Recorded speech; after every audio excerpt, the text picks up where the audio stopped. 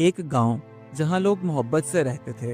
एक ऐसी आदत वहां छुपी थी जो आहिस्ता आहिस्ता सबके रिश्तों को जहर बना रही थी। घर के पीछे फेंके जाने वाला कचरा एक दिन आगे जाकर ससुराल की इज्जत पर भारी पड़ गया।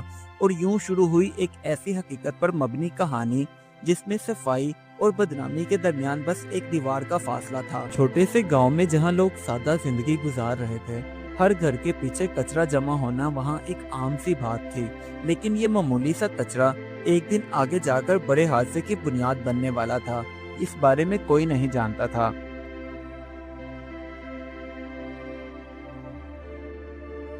रूही की शादी हुई और वो अपने ससुराल पहुंचे, लेकिन उसके ससुराल वाले कुछ लापरवाह थे। वो अक्सर अपने घर का कचरा कूड़े की डस्टबिन में फेंकने की बजाय अपने घर के पिछले हिस्से में फेंक देते। आहिस्ता आहिस्ता कूड़े की बदबू घर में फैलना शुरू हुई, जो रूही के लिए सर का दर्द बन गया। रूही ने कई बार अपने ससुराल वालों को प्यार से समझाया कि यूं घर के पिछले हिस्से में कूड़ा खुलेआम फेंक देना अच्छी आदत नहीं है। आहिस्ता आहिस्ता कूड़ा सड़क पर जाएगा, जिसकी वजह से बीमारियां फैलेंगी। और भी एक दिन रूही की सास बाहर कूड़ा फेंक कर आई तो रूही ने देखा और कहने लगी, माँ जी, आप मेरी बात क्यों नहीं समझती? यूं खुलेआम कूड़ा फेंकना अच्छी आदत नहीं है, ये हमारे लिए मसला बन सकता है।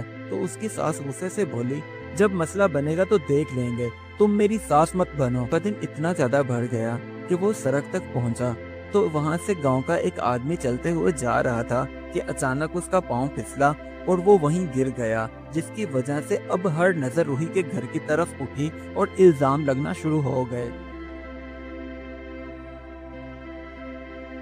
कचरे की वजह से गिरने वाले आदमी की बात जब रूही को पता चली तो शाम को जब उसका शौहर घर आया तो रूही ने उसे सारी बात बताई और उसे समझाने की कोशिश की। तो उसके शौहर ने भी अपने माँ बाप की तरह रूही की बात को टाल दिया और उसका मजाक उड़ाने लगा।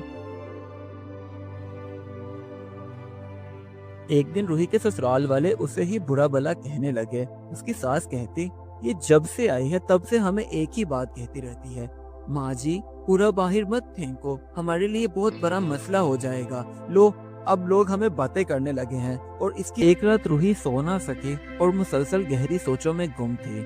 आखिरकार उसने फैसला किया कि इस मसले का हल मैं ही निकालूंगी, चाहे मेरे ससुराल वाले मेरे खिलाफ ही क्यों ना हो जाएं, लेकिन मैं कुछ ना कुछ करके ही रहूंगी।